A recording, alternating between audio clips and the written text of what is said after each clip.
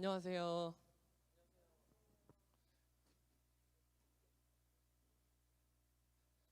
샘도사입니다. 혹시 이렇게 새해 첫 주일 이렇게 만나뵙게 되어서 정말 반갑습니다. 너무 많이 왔어요, 오늘. 맨날 이렇게 왔으면 좋겠다. 좀 줄더라고요. 다음 주부터 바로 줄던데. 혹시 제가 왜 샘도사인지 아는 사람? 없어서 잠깐 설명 한번 할게요. 제가 어디서 오래 살았을까요? 제가 서울말을 쓰기는 하는데 저는 충청도에서 오래 살았습니다. 생각보다 말이 느려요. 그래서 되게 그 뭐지? 그 고향 여기긴 한데 저 충청도에서 너무 오래 살아가지고 이게 꼬여요. 빨리 하면. 그래서 성경책 읽다가 자꾸 꼬이거든요. 네, 그래서 만약에 제 이름이 이한샘이에요. 그래서 이한샘 전도사님인데 이거 빨리 해봐요. 이한샘 전도사님, 이한샘 전도사님, 이한샘 전도사님 하면 꼬이거든요. 그래서 좀 편하게 부르면서 좀 귀엽게 부를 수 있을 게 뭐가 있을까? 그 샘도사가 됐어요.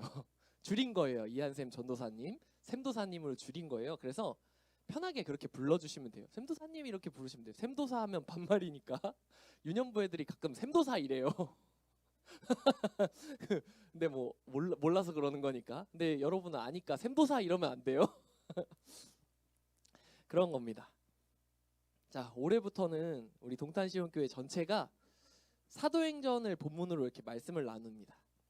그래서 근데 그 전에 우리 고등부에 와서 달라지는 점이 하나 있어요. 우리 친구들 지금 2, 3학년 우리 형 누나들은 알겠지만 처음 노트를 받았을 거예요. 고등부에서. 근데 노트를 열어보세요. 열어보면 조금 특이하게 생겼어요. 혹시 이 노트 뭔지 아는 1학년 있어요? 알아요. 네, 맞아요. 이거 있나요? 네, 코넬 노트라고 하거든요. 혹시 코넬 대학교가 어디 있는지 알아요? 미국에 있는 우리 세계 10위권 안에 드는 전 세계 10위권 안에 드는 공대가 매우 유명한 학교예요. 그 코넬 대학교에서 연구진들이 만든 공식적인 노트 필기 방법이에요. 그래서 그 우리 2, 3학년도 다시 한번 들어요. 그 그래서 이 노트 필기 방법을 사용해서 우리 설교를 필기를 하는데 설교 내용을 좀 자기가 알아듣기 쉽게 필기를 하고 또 분반에 가서 사용을 해요. 그러니까 한번 처음에는 좀 어려워도 하다 보면 되거든요. 그리고 이렇게 교회에서 하다 보면 이게 이거요. 그럼 학교 가서 수업 들을 때 어떻게 되냐? 이게 써져요. 그러면 어떻게 되냐? 공부를 더 잘하게 되겠죠. 저는 그걸 노리고 이걸 하는 거거든요. 그래서 교회에서 그냥 마냥 놀다 가지 말고 예배 시간에 졸다 가지 말고 뭐라도 배워서 가고 또 그 말씀도 잘 듣고 학교 가서 수업도 더 잘할 수 있으면 너무 좋잖아요. 고등학생은 그게 꼭 필요해요. 그래가지고 이런 걸 준비했습니다. 이게 자 공간이 네 곳으로 나눠져 있어요. 제가 다음 주에도 거의 한 달 동안은 계속 설명하거든요. 공간이 이렇게 위 한 칸, 그리고 밑에 중간에 두 칸, 그 다음에 마지막 한 칸이 있는데 이게 어떻게 쓰는 거냐면 맨 위에 맨 위에 지금 맨 윗줄에 제목 영역 있죠. 여기다가 이제 제목이랑 날짜 이런 걸 적는 거예요. 제목이랑 날짜 이런 걸 적고 그 다음에 왼쪽에 좁은 공간 있죠. 여기가 키워드거든요. 그러니까 듣다가 중요한 단어, 중요한 것 같은 단어 그걸 적는 거예요. 그 다음에 3번은 자유롭게 필기하는 공간, 제일 넓은 공간 있죠. 거기는 이제 내용 전체적으로 요약하고 필기하는 공간이 거기에요. 그런 다음 마지막 4번은 안 해요. 일단 설교 듣는 동안에는. 그리고 설교 끝나고 나서 분반에 가서 키워드를 가지고 정리를 해보는 공간이 그 4번 공간이에요. 맨 마지막 맨 밑에 있는 조그만 공간. 그렇게 해서 이게 코넬노트의 핵심적인 기법 5R이라고 해요. Record, Reduce, Recite, Reflect, Review 해가지고 5번을 다시 보고 머리에 새기는. 그래서 한 번만 필기하고 한 번 다시 가서 요약을 해보면 암기가 되는. 그리고 뭐 1시간이든 4시간이든 수업을 딱 2번 봄으로 인해서 내용을 다 기억하는, 장기 기억으로 바꿔주는 그런 연구 성과가 들어있는 노트 필기 방법이에요. 여기까지 할게요. 그만할게요. 벌써 졸기 시작했어요. 여기까지. 그게 코넬 노트니까 하여튼 제목 적고 키워드 적고 필기까지만 일단 해보시면 될 것 같아요. 그리고 필기 너무 많이 하거나 이렇게 안 해도 되니까 좀 마음에 와닿는 것만 적든지 이렇게 해보세요. 한 줄이라도 한번 좀 적어보세요. 적어보시면 좋아요. 네, 감사합니다. 저도 오늘 좀 긴장했어요. 아무래도 많이 보던 친구들이라고 해도 이렇게 새로 올라온다 그래서 많이 긴장도 했고, 또 그리고 이 사도행전을 1년 동안 해야 되는데 이게 어려워가지고 제가 고민을 많이 했어요. 오늘 말씀 한번 같이 보겠습니다. 이제 제목이 뭐죠? 제일 큰 글씨 한번 읽어볼까요? 시작. 약속하신 것을 기다리라. 사도행전 1장 1절부터 5절인데요. 한번 같이 읽어보겠습니다. 성경책, 다음 주부터는 성경책을 꼭 챙겨와 주셨으면 좋겠어요. 성경책을 가져와서 같이 찾아서 같이 읽었으면 좋겠습니다. 네, 찾아주시고요. 사도행전 1장 1절부터 5절. 너무 더워요. 잠시만요.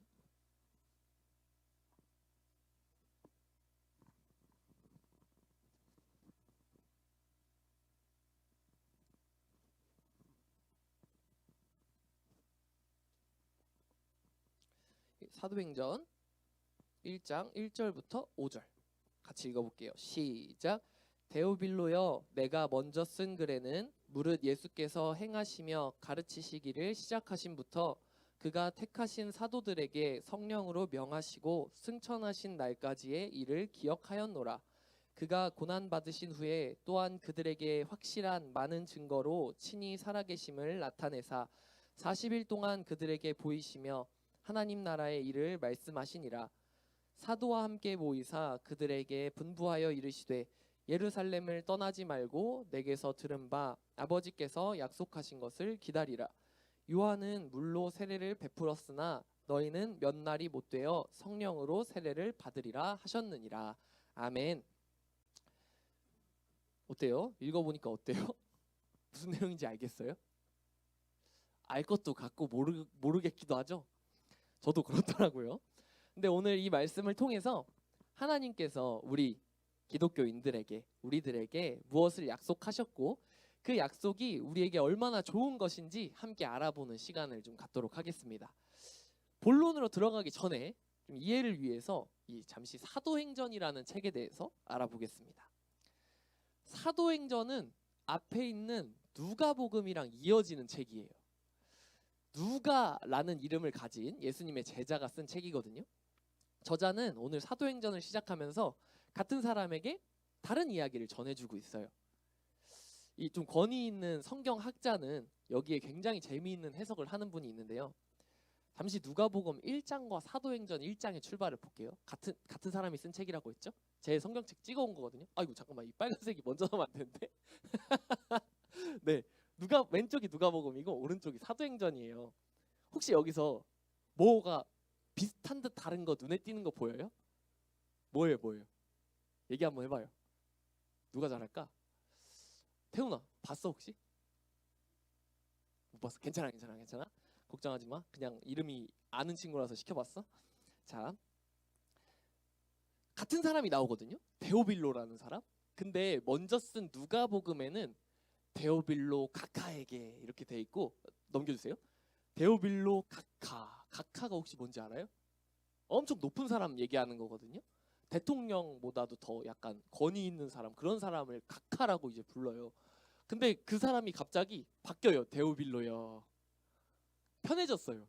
아랫사람처럼 이렇게 얘기를 하게 됐어요. 친구나 아랫사람을 대한 말투로 바뀌었는데 이러한 변화는 두 사람의 관계가 가까워졌을 가능성을 보여주잖아요. 당시에 이 선생님이 제자에게 가르침을 전할 책을 이렇게 써서 선물하는 경우가 많았다고 해요. 그래서 혹시 데오빌로가 누가복음, 이제 이 누가복음이 처음엔 편지였지 않을까? 그래서 이 데오빌로라는 사람한테 줬는데 이걸 보고 전도가 된 거예요. 그러면 이 사람은 이 누가의 제자기도 하고 예수님의 제자가 된 거잖아요. 아마 그래서 사도행전을 또 후속편으로 받게 된 게 아닐까 하는 이런 해석도 있고, 전사님도 그런 상상을 해봤습니다. 어쨌든 누가복음 때는 별로 안 친했고 되게 높은 사람이었는데 사도행전 때는 좀 익숙한 사람이 된 거예요. 여기서 또 하나 재밌는 건 누가복음은 예수님이 사람의 눈에 보였을 때 이야기를 적은 책이고요. 사도행전은 예수님이 더 이상 눈에 보이지 않을 때 이야기를 적은 책이라는 점이에요. 이러한 두 가지 입장으로 볼 때 사도행전은 우리가 배우기에 아주 좋은 책이에요. 혹시 예수님이 항상 내 옆에 여기 서 있다, 그게 보인다, 있어요? 있어요? 없는 게 정상이에요? 없어야 돼요? 우리는 지금 사도행전과 같은 시대를 살고 있어요. 사도행전과 같이 하나님이 우리 눈에 보이지 않아요. 성령 하나님이 함께 하시는 시대를 살고 있기 때문이에요. 혹시 가끔 하나님을 보는 경험을 할 수는 있어요. 근데 사람의 몸을 입으신 그 예수님이 지금 우리 눈에는 보이지 않는 그런 시대입니다. 이런 사도행전을 조금 이해하면서 오늘 본문을 다시 한번 따라가 볼게요. 1절부터 5절 오늘 본문은 먼저 쓴 글, 아까 뭐라고 했죠? 누가복음 이야기를 요약하고 있어요. 그곳에는 누가복음에는 사람의 몸을 입고 이 세상에 오신 하나님, 그 예수님이 기적을 일으키시고 하나님 나라에 대해 가르쳐 주시는 이야기가 있고, 예수님께서 십자가 위에서 모든 사람의 죄를 지고 돌아가신 후에 부활하셔서 제자들에게 그 모습을 확실히 보여주셨다는 이야기가 있다고 전해주고 있어요. 그리고 그때 예수님께서 더 이상 눈에 보이지 않게 되면서 하신 말씀이에요. 예루살렘을 떠나지 말고 내게서 들은 바 아버지께서 약속하신 것을 기다리라. 요한은 물로 세례를 베풀었으나 너희는 몇 날이 못 되어 성령으로 세례를 받으리라. 아멘. 오늘 제목이 뭐였죠? 약속하신 것을 기다리라. 지금 여기 나왔잖아요. 넘겨주세요. 제가 오늘 설교문에 PPT 넘기는 걸 표시를 안 했네요. 죄송합니다. 제가 넘겨달라고 말씀드릴게요. 약속하신 것을 기다리라. 그 약속하신 것이 뭘까요? 저기 있어요? 저기 있다니까? 약속하신 것이 뭘까요? 언니들이 좀 해봐. 뭘까요? 네, 성령이에요. 저는 바로 이 4절에 약속하신 것을 기다리라, 그게 뭐냐? 성령이라고 봤어요. 그게 맞아요. 이 말씀이 오늘 제가 여러분에게도 꼭 전해주고 싶은 이야기예요. 하나님께서 우리에게 약속하신 것은 바로 성령이거든요. 하나님의 아들이었지만 사람의 몸을 입고 오신 예수님께서 우리 눈에 보이지 않게 이제 되시면서 우리에게 온 가장 큰 이득은 언제 어디서든 하나님이 우리와 함께 계신다는 사실이에요. 그래서 누가복음은 우리에게 하나님의 자녀가 살아가는 방법, 하나님의 기적을 일으키는 예수님의 모습을 보여주는 책이자 예수님이 하나님의 아들이심을 증거하는 책이었다면, 사도행전은 그런 모습을 본 예수님의 제자, 사도들이 예수님의 가르침과 성령님의 인도하심대로 교회의 기초를 세워가는 그런 이야기가 담겨 있어요. 이것과 관련해서 제가 또 여러분과 잠시 나눠보고 싶은 주제가 있습니다. 혹시 여러분은 예수님을 믿는 명확한 이유가 있나요? 혹시 얘기해 볼 수 있는 사람? 여기 교회인데, 학교 아닌데 아무거나 얘기해도 되는데 혹시 할 수 있는 사람? 됐어요? 첫 주니까 봐줄게요. 사실 전도사님이요, 엄청 대문자 T예요.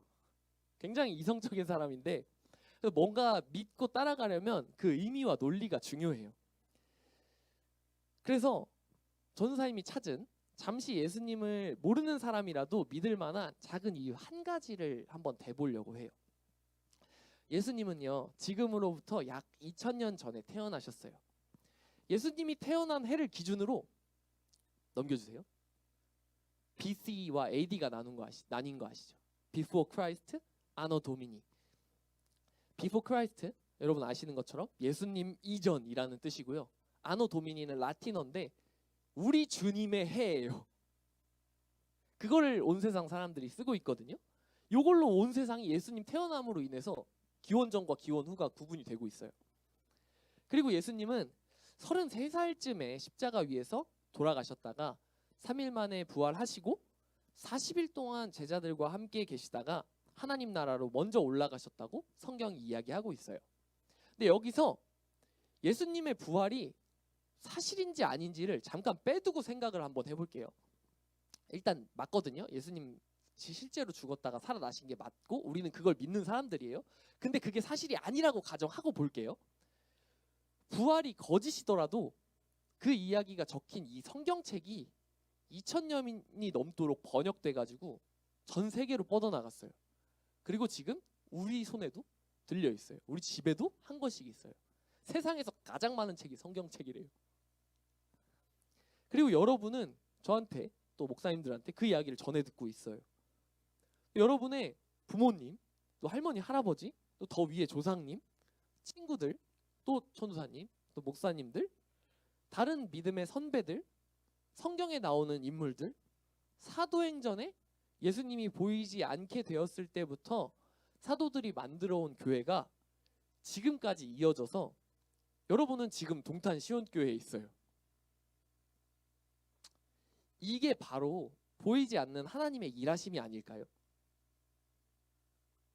이것만 보더라도 예수님이 우리 죄를 용서하시기 위해 십자가를 지시고 부활하셔서 우리에게 부활의 소망과 하나님 나라를 선물하셨다는 사실을 믿어볼 만하지 않을까요? 저는 그렇게 생각해요. 그렇게 생각했어요. 저 이과 출신이에요. 그래서 전도사님은 항상 이 복음, 예수님이 우리에게 부활과 영원한 생명을 선물하셨다는 사실이 우리가 지금 살아가는 것과 무슨 상관이 있는지 성경에서 찾아보고 그걸 저한테 적용하고 그리고 여러분한테 전달해요. 그래서 여러분도 좀 그렇게 살았으면 좋겠다라고 생각을 하는 사람이거든요. 올해에 예수님이 우리에게 부활과 영생을 주셨구나, 그게 복음이구나 하고 끝나는 게 아니라 예수님이 보여주셨던 삶처럼, 사도들이 배웠던 예수님의 삶처럼 예수님이 선물하신 것과 하나님의 무한하신 능력을 체험하는 여러분이 되시기를 간절히 바랍니다. 그럼 오늘도 이 사도행전 말씀을 적용해 보면서 설교를 정리하겠습니다. 거의 끝났어요. 한 페이지도 안 남았어요. 우리는 사도행전과 같은 상황을 살고 있다고 말했어요. 예수님이 우리 눈에 보이지 않아요. 그러나 부활하신 예수님은 분명히 이렇게 말씀하셨어요. 마태복음 28장 20절 일부예요. 내가 세상 끝날까지 너희와 함께 있으리라. 근데 예수님 안 보이잖아요. 없어졌잖아요. 하늘나라로 먼저 가셨잖아요. 어떻게 함께 하시는데요? 라는 질문이 나올 수 있죠.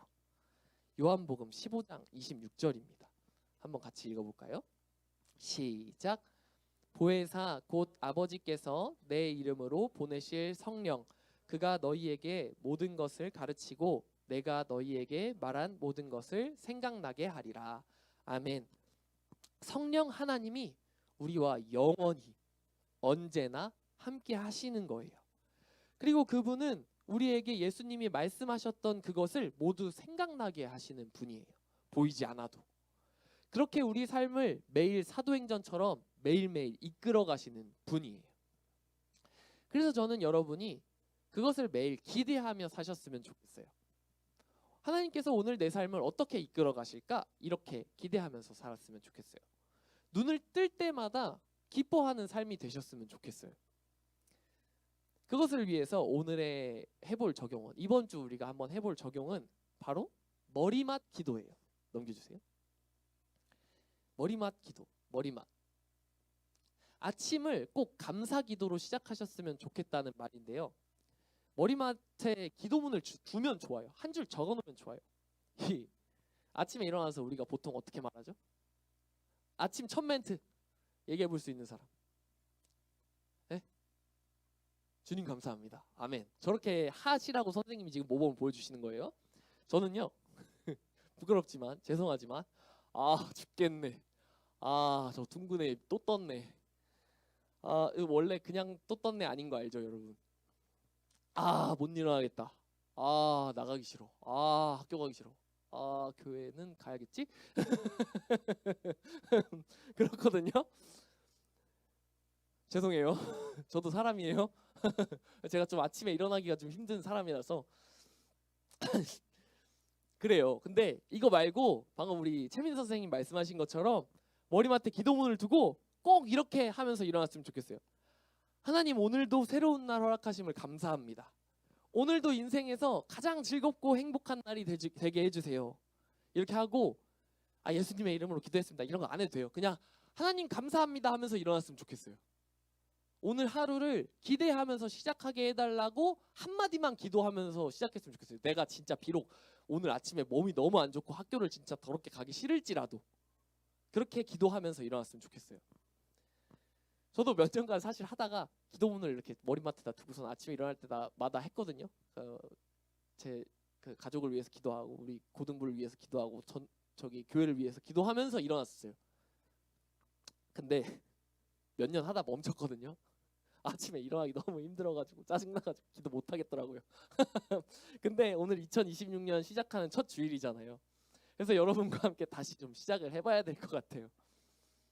그래서 이 머리맡 기도를 통해서 매일매일을 기대하면서 우리 삶을 이끄시는 성령님의 도우심으로 매일 하나님이 함께 하심으로 매일 최고의 날을 갱신하는 우리 동탄시온 고등부가 다 되시기를 축복합니다.